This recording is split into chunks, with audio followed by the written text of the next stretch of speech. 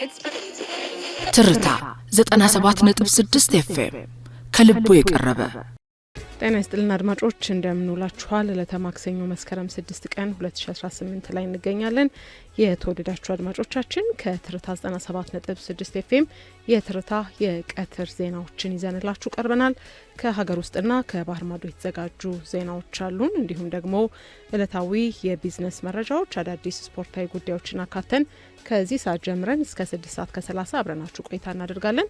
ከኛ ጋር እንድትሆኑ በአክብሮት ነው የምንጋብዛችሁ። በቆይታችንም እንግዲህ ቀደም ሲል እንደነገርናችሁ የሀገር ውስጥና የባህር ማዶ ዜናዎች፣ የቢዝነስ መረጃዎችና ስፖርታዊ ጉዳዮችን አካተናል። አብሮነታችሁ አይለየን።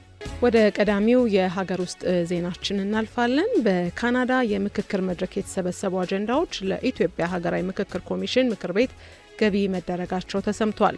የኢትዮጵያ ሀገራዊ ምክክር ኮሚሽን በካናዳና አካባቢው ከሚገኙ ኢትዮጵያውያንና ትውልደ ኢትዮጵያውያን ጳጉሜ 1 2017 በቶሮንቶ ከተማ አጀንዳ ማሰባሰቡ ይታወሳል። በዚህ መድረክ ላይ የተሰበሰቡ ባለ 66 ገጽ 11 የአጀንዳ ሰነዶችን የኮሚሽኑ ምክትል ዋና ኮሚሽነር ሂሩት ገብረስላሴ በኮሚሽኑ ዶክመንቴሽን መምሪያ በኩል ለኮሚሽኑ ምክር ቤት ገቢ አድርገዋል። አጀንዳዎቹ በ11 የግለሰቦች የተቋማትና ማህበራት ቡድኖች ተደራጅተው ተጠናቅረው የቀረቡም ናቸው። በዚህ ምክክር መድረክ ላይ በካናዳ ነዋሪ የሆኑ 22 ግለሰቦች በአንድ ቡድን፣ በካናዳ ነዋሪ የሆኑ 25 የቢዝነስ ሰዎች ወይም ነጋዴዎች በሌላ ቡድን፣ በካናዳ የሚኖሩ 8 የሲቪል ማህበረሰብ ድርጅቶች በአንድ ቡድን፣ በካናዳ ነዋሪ የሆኑ 25 ግለሰቦች በሌላ ቡድን፣ በካናዳ ነዋሪ የሆኑ 7 ግለሰቦች በሌላ ቡድን እንዲሁም በካናዳ ነዋሪ የሆኑ 27 የሃይማኖት ሰዎች በሌላ ቡድን፣ በካናዳ ነዋሪ የሆኑ 6 የሚዲያ ባለሙያዎች በሌላ ቡድን በመሆን አጀንዳዎችን አደራጅተው ለኢትዮጵያ ሀገራዊ ምክክር ኮሚሽን አስረክበዋል። በካናዳ የሚገኙ 6 ምሁራንም አጀንዳዎቻቸውን በአንድ ቡድን በማጠናቀርና በማደራጀት ለኮሚሽኑ ካቀረቡ አካላት መካከል ተጠቃሽ ናቸው።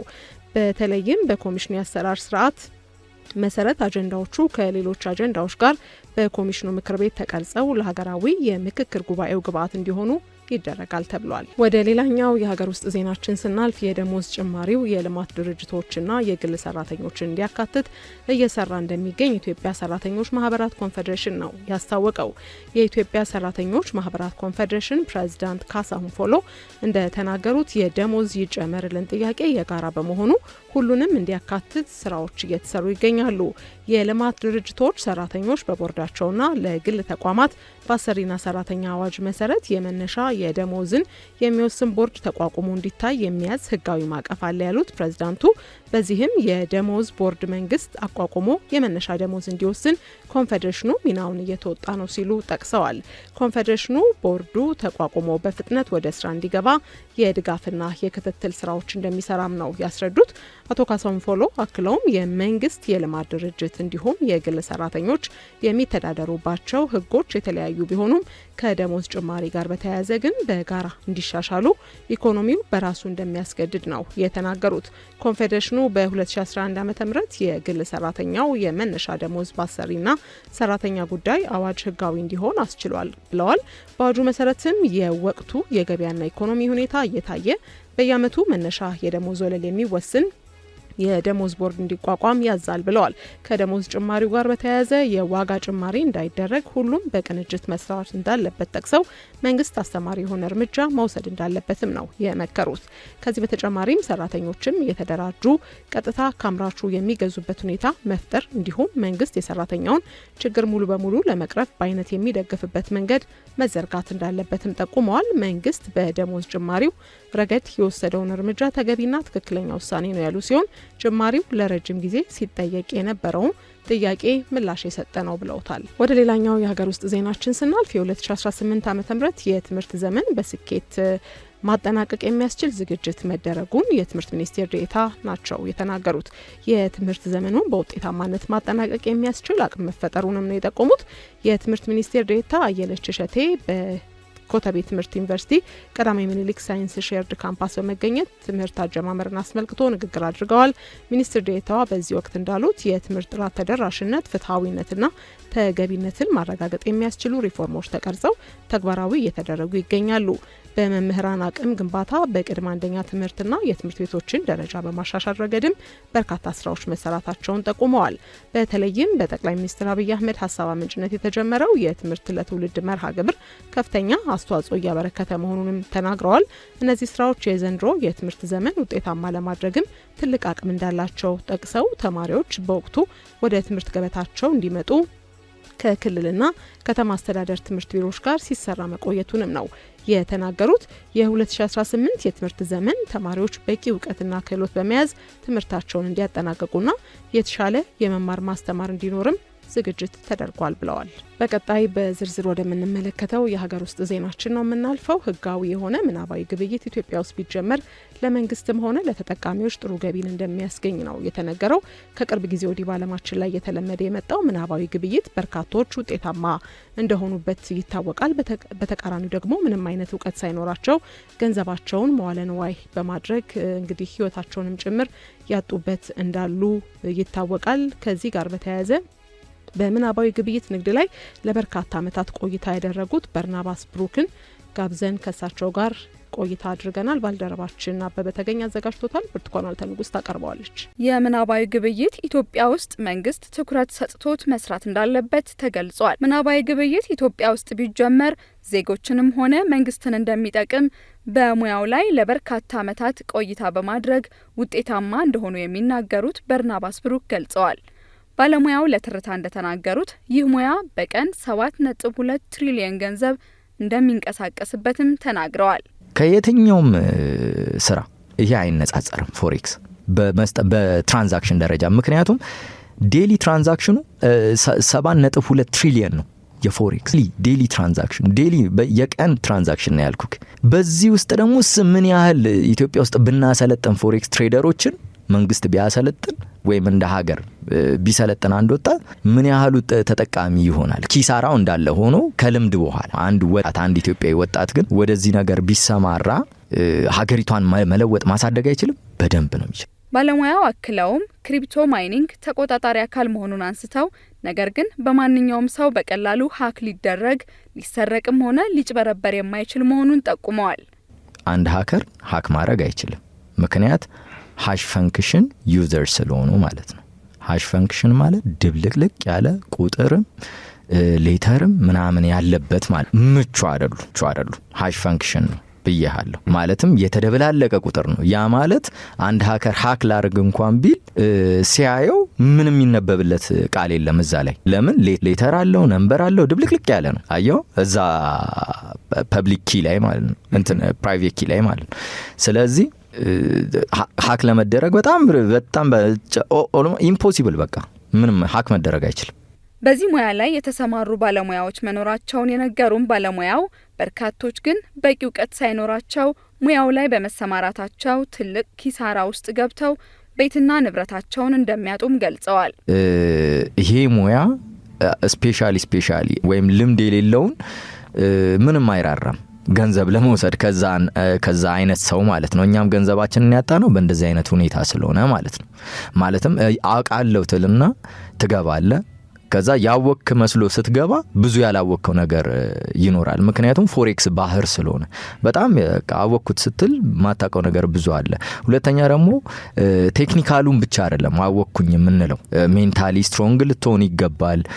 የባንክ ማኒፑሌሽን፣ ትራፒንግ፣ ትሪገር የምትደረግባቸውን ቦታዎች እያንዳንዱን በውድቀት የምትማራቸው ነገሮች ናቸው። ናት ኦንሊ አሰ ኖሌጅ ማለት ነው፣ በልምድ የምታገኛቸው ናቸው። ያንን ልምድ እስኪያገኝ አንድ ወጣት የሚፈጀውን ገንዘብ ተመልከታውን ወደ ጎዳና ሙላ ሊወጣ ይችላል አንድ ሰው ያልኩ። እንደውም ያለችውን ራሱን ሊያሳጠው ይችላል እያልኩክ ነው። መኪና ሊያሸጠው ይችላል፣ ቤት ሊያሸጠው ሁላ ይችላል። ለምን?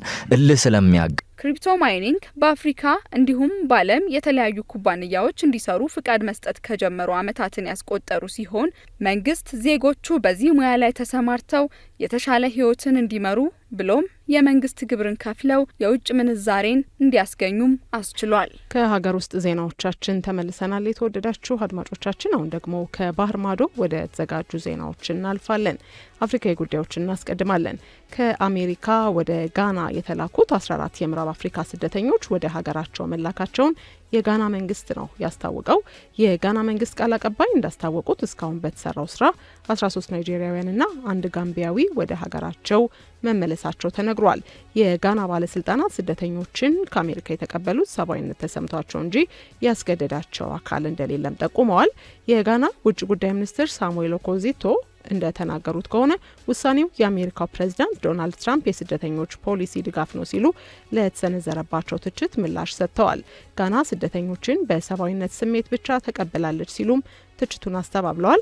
አብላክዋ በአክራ በሰጡት መግለጫ ጋና በስደት ከአሜሪካ ለተላኩ ስደተኞች ምንም አይነት የገንዘብ ካሳ አላገኘችም ብለዋል። ሚኒስትሩ ጋና ከአሜሪካ የምትቀበላቸውን ስደተኞች አስመልክቶም አፍሪካውያን ወገኖችን ለማገዝ ከማሰብ እንጂ ከአሜሪካ አንዳችም የገንዘብ እርዳታ ለማግኘት እንዳልሆነ ጠቅሰው $1 ጭምር አንቀበልም ሲሉ ተናግረዋል። ዘገባው የአፍሪካ ኒውስ ነው። በሌላ የአፍሪካ መረጃችን ካሜሮን ለ43 ዓመታት የመሩት የ92 ዓመቱ ፖል ቢያ በቀጣይ ጥቅምት ለሚደረገው ፕሬዝዳንታዊ ምርጫ እንደሚወዳደሩ አስታውቀዋል።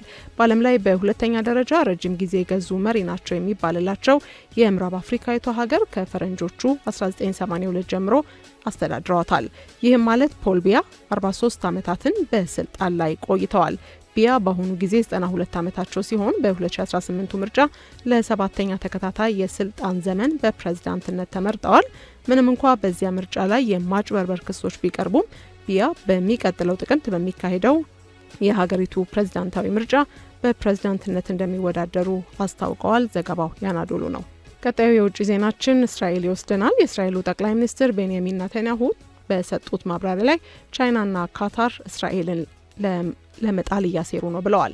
ይህም በተለይ ደግሞ በአውሮፓና አሜሪካ ከእስራኤል አጋሮች የሚሰጠውን ድጋፍ ለመሸርሸር ጥረት እያደረጉ ነው ሲሉ ነው ክስ ያቀረቡት። ጉዳዩን አስመልክተውም የእስራኤሉ ጠቅላይ ሚኒስትር 250 የአሜሪካ የሕግ መወሰኛ ምክር ቤቶችን የያዘ የሁለትዮሽ ልዑካን ቡድን በኢየሩሳሌም አነጋግሯል። ዴሞክራቶችና ሪፐብሊካኖች ለድጋፋችሁ ዋጋ እንሰጣለን፣ እናከብራለን፣ ሆኖም ግን እሱን ለመሸርሸር ጥረት እየተደረገ ነው ሲሉ ነው የእስራኤሉ ጠቅላይ ሚኒስትር ያስረዱት። ኔታንያሁ ይህንን የፖለቲካ እገዳ ኢራን በተላላኪዎቿ በኩል በእስራኤል ላይ ወታደራዊ ከበባ ለመጣል ከምታደርገው ሙከራ ጋር አያይዘው ጠቅሰውታል። ዘ ታይምስ ኦፍ እስራኤል ዘግቦታል። በመጨረሻም ዶናልድ ትራምፕ በኒውዮርክ ታይምስ ላይ ስም በማጥፋት ወንጀል የ$15 ቢሊዮን ክስ እንደሚመሰርቱ አስታውቀዋል። ከጥቂት ቀናት በፊት ጋዜጣው በ2019 በተለያዩ ወንጀሎች በተለይም ለአካለ መጠን ያልደረሱ ልጆችን በማባለግ ወንጀል ፍርድ ቤት ከመሰጠቱ በፊት በእስር ቤት የሞተውን የኒውዮርክ አክሲዮን ደላላ ከነበረው ጄፍሪ ኤፕስታይን ጋር ትራምፕ ስለነበራቸው ግንኙነት የሚገልጹ ጽሁፎችን አውጥተዋል። ትራምፕ ጋዜጣው ስለ ራሳቸው፣ ስለ ቤተሰባቸውና ስለ ንግድ ሁኔታቸው እንዲሁም አሜሪካንን ደግመን ታላቅ እናድርግ ስለተሰኘው ንቅናቄው ውሸት ቀጥፎብኛል ብለዋል። በማህበራዊ ሚዲያ ላይ ባሰፈሩት ጽሁፍም የአሜሪካው ፕሬዝዳንት ጋዜጣው ስለ ተወዳጅ ፕሬዝዳንታችሁ፣ ስለ እኔ፣ ስለ ቤተሰቤና ስለ ንግድ ስራዬ እንዲሁም ለ10 ዓመታት ስለዘለቀው ኑሬ ሁሉ የዘለቀ ውሸት እየቀጠለ ነው ሲሉ ወንጅለዋል። ትራምፕ በተጨማሪም የኒውዮርክ ታይምስ ጋዜጣ በ2024 በተካሄደው ፕሬዝዳንታዊ ምርጫ ለካማላ ሃሪስ የሰጠውን ድጋፍ በመጥቀስም ጋዜጣው በዋነኝነት ለግራ ዘመም ዲሞክራቲክ ፓርቲ ልሳን ሆኗል ሲሉ ተናግረዋል። የዋሽንግተን ፖስት ዘገባ ነው። አድማጮች ከትርታ 97.6 ኤፍኤም ወደ እናንተ እየደረሰ ያለውን የዕለተ ማክሰኞ የመስከረም 6 2018 የትርታ እኩለ ቀን ዜናዎቻችንን እያደመጣችሁ ትገኛላችሁ። አብራችሁን ስለሆናችሁ እጅግ አድርገን ነው የምናመሰግነው። እስከ ፕሮግራማችን ፍጻሜ ከኛ ጋር እንድትሆኑም በአክብሮት እንጋብዛችኋለን። በ0116663582 እና በ0116684622 ላይ መልእክት ጥቆማና አስተያየቶቻችሁን ብትልኩልን ደስ ብሎን ወደ እናንተ እናደርሳለን። ስለ አብሮነታችሁ ምስጋናችን የላቀ ነው። በቀጣይ የቢዝነስ መረጃዎችን እናቀርብላችኋለን። ወደ ቀዳሚው የቢዝነስ መረጃችን ስናልፍ የመዳበሪያ ፋብሪካ በሀገር ውስጥ መገንባት ምርትና ምርታማነትን ከ40 በመቶ ወደ 70 በመቶ ለማሳደግ ያግዛል ሲሉ ተመራማሪ ዶክተር ታደለ ማሞ ናቸው የገለጡት። በኢትዮጵያ ግብርና ምርምር ኢንስቲትዩት የግብርና ኢኮኖሚክስ ምርምር ዳይሬክተርና የግብርና ኢኮኖሚክስ ተመራማሪ የሆኑት ዶክተር ታደለ ማሞ እንደተናገሩት ፋብሪካው በሀገር ውስጥ መገንባቱ ቢያንስ 7ና 8 ወራትን ማዳበሪያን ለማድረስ የሚደረገውን ውጣ ውረድ በማስቀረጥ አርሶ አደሩ በሚፈልገው ሰዓት ማዳበሪያ ማግኘት እንዲችል ያግዛል። እንደ ዶክተር ታደለ ገለጻ ለማዳበሪያ የተገዛበት ዋጋ ለመረከብ፣ ማጓጓዣ፣ ለኢንሹራንስ፣ ወደብ ላይ ለጫኝና ለአውራጅ የወደብ ቆይታ ወጪ እንዲሁም አርሶ አደሩ ጋር የሚደርስበትን ጊዜ ድረስ የሚወጣው ወጪ ተደምሮ 25 በመቶን ይይዛል። ማዳበሪያው በሀገር ውስጥ ሲመረት ይህ ወጪ የሚቀንስ በመሆኑ አርሶ አደሩ በፊት ከሚጠቀመው ተጨማሪ መዳበሪያ ገዝቶ መጠቀም እንደሚችልም ጠቁመዋል። ይህ መሆኑ ምርትና ምርታማነትን ከ40 በመቶ ወደ 70 በመቶ ማሳደግ የሚቻልበት እድል እንደሚፈጥርም ጠቁመዋል። ወደ ቀጣዩ ቢዝነስ መረጃችን አልፈናል። ቻይና ለአፍሪካ ልማትና እድገት የምታደርገውን ድጋፍ አጠናክራ እንደምትቀጥል በአፍሪካ ህብረት የቻይና ልዑክ ኃላፊ አምባሳደር ጃንግ ፉንግ ናቸው የገለጡት። በአፍሪካ ህብረት የቻይና ልዑክ ኃላፊ አምባሳደር ጃንግ ፉንግ ቻይናና አፍሪካ በቀጠናዊ እንዲሁም ዓለም አቀፋዊ ጉዳዮች ላይ ያላቸውን ትብብር አጠናክረው መቀጠላቸውን ተናግረዋል። በተለይ በተባበሩት መንግስታት ሪፎርም፣ የአየር ንብረት ለውጥ እንዲሁም ሽብርተኝነትን በመዋጋት ረገድ በጋራ እየሰሩ ስለመሆኑ አብራርተዋል። ቻይና የአፍሪካን ልማትና እድገት መደገፏን እንደምትቀጥልም ነው የጠቆሙት። አፍሪካውያን የራሳቸውን ችግሮች በራሳቸው የመፍታት አቅሙና ጥበቡ እንዳላቸው ቻይና ታምናለች ያሉት አምባሳደሩ ቻይና በአፍሪካ ህብረት በኩል የምታደርገውን ድጋፍ አጠናክራ እንደምትቀጥልም አረጋግጠዋል። ወደ ውጪ የቢዝነስ መረጃዎች ያለፍን ውድ አድማጮች፣ የዓለማችን አራተኛው ግዙፍ ኩባንያ ጉግል በእንግሊዝ የሰው ሰራሽ አስተውሎት ዘርፍ የ5 ቢሊዮን ዩሮ ወይም 6.8 ቢሊዮን ዶላር መዋለ ንዋይ ፈሰስ እንደሚያደርግ አስታውቋል። ይህ ከፍተኛ በጀት ለመሰረተ ልማት ማስፋፊያና ለጥናትና ምርምር የሚውል መሆኑም ተመላክቷል። የጉግል ፕሬዚዳንት ሩት ፖራት እንደተናገሩት ከሆነ በእንግሊዝ የሚታዩ ጥሩ እድሎችን ለመጠቀም ኢንቨስትመንቱ የማይተካ ሚና አለው። የአሜሪካው ፕሬዚዳንት ዶናልድ ትራምፕ በእንግሊዝ የሚያደርጉትን ጉብኝት ተከትሎ በርካታ የንግድ ስምምነቶችም እንደሚጠበቁ ተዘግበዋል። ወደ መጨረሻው የቢዝነስ መረጃችን አለፍን። አሜሪካ የቪየትናም የባህር ምግቦች ወደ ሀገሯ እንዳይገቡ መከልከሏን እንድታጤነው የቪየትናም ኢንዱስትሪ ንግድ ሚኒስቴር ነው የጠየቀው። የቪየትናም የኢንዱስትሪና ንግድ ሚኒስቴር ንጉን ሆንግ ዲን እንዳስታወቁት ከሆነ የተቀመጠው ክልከላ እንዲነሳ የሚጠይቅ ደብዳቤ ለአሜሪካ የንግድ ምክር ቤት ተልኳል። ክልከላውን ተከትሎም የቪየትናም ውጭ ንግድ ላይ በከፍተኛ ደረጃ ተጽዕኖ ማድረሱም ነው የተነገረው። የሀገሪቱ የአሳ ማስገር ሂደት ደህንነቱን የጠበቀ አይደለም በሚልም በርካታ ትችቶች ሲነሳበት እንደነበር በማስታወስ የዘገበው ቢቢሲ ነው። አድማጮች፣ ከልቦ የቀረበውን ትርታ 97.6 ኤፍኤም ነው እያደመጣችሁ ያላችሁት። የዕለተ ማክሰኞ መስከረም 6 2018 የቀትር ዜናዎቻችን መደመጣቸውን ቀጥለዋል። እንግዲህ ቀደም ሲል የቢዝነስ መረጃዎች ከሀገር ውስጥና ከባህር ማዶ የተዘጋጁ ዜናዎችን ወደ እናንተ አድርሰናል። አሁን ደግሞ ስፖርታዊ ጉዳዮችን የምናደምጥበት ሰዓት ላይ እንገኛለን። ስፖርታዊ መረጃዎችን ታደምጣላችሁ፣ አብሮነታችሁ አይለየን። ስፖርታዊ መረጃዎችን ወደ እናንተ የምናደርስበት ሰዓት ላይ ነን። ውድ አድማጮቻችን፣ በቶኪዮ ዓለም ሻምፒዮና እንግዲህ ዛሬ 10 ሰዓት የሚጠበቅ ውድድር አለ። ሌሎች ደግሞ ዓለም አቀፍ ጉዳዮችንም እንዲሁ ያስመለክተናል። ባልደረባችን አበበ ስፖርታዊ ጉዳዮችን መቀጠል ትችላለን። አመሰግናለሁ።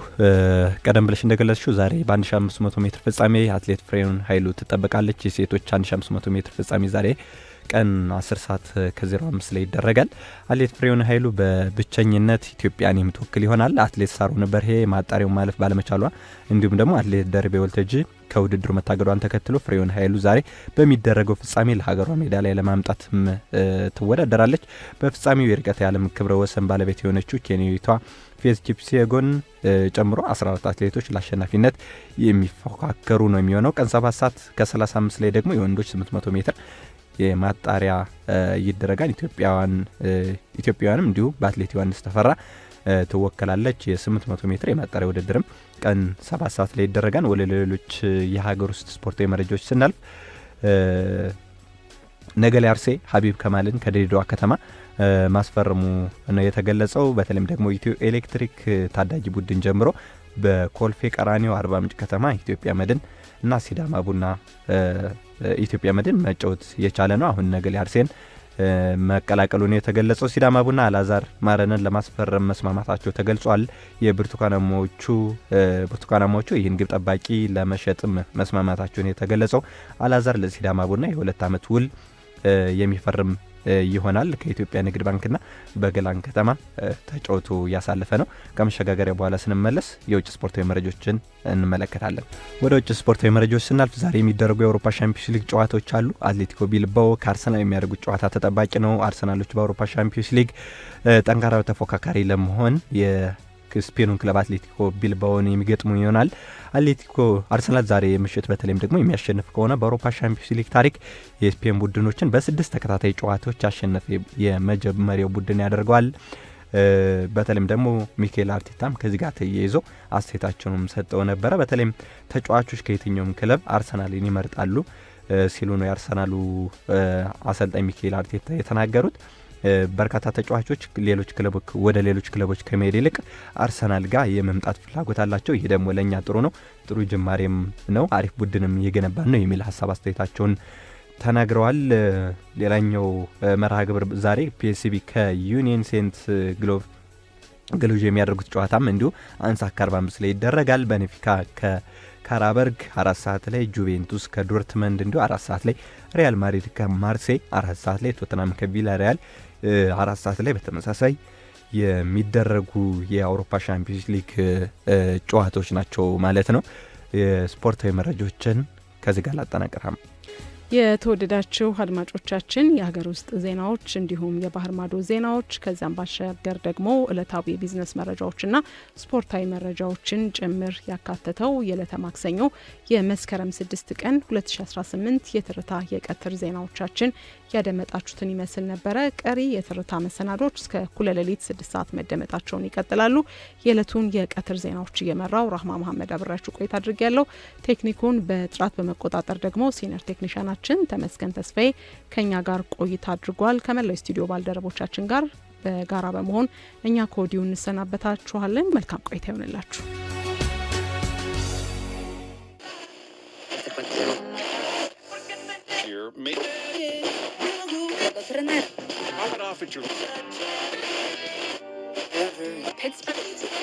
ትርታ 97.6 ኤፍኤም ከልቦ የቀረበ